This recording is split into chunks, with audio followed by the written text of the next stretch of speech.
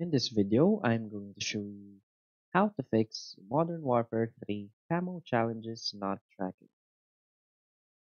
So please watch the video until the end and follow this tutorial step by step to avoid making mistakes. So let's get started. So as you can see in these articles, I will be showing you the possible fixes and reasons for why the zombies camo challenges is not working. So how to possibly fix this bug? So the first thing you can do is to do not pack a punch your weapon.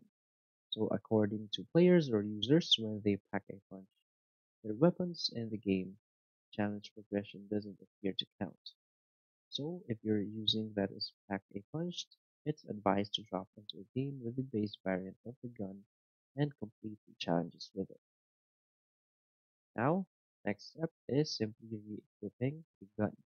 So another fix that could work is to simply re-equip the gun. Once you have spawned into a match with a weapon in your inventory that you are looking to complete camo challenges for, drop it from your stash. Then pick up the weapon again from the ground and go about completing the specific tasks. Next is to simply remove camos from the weapon.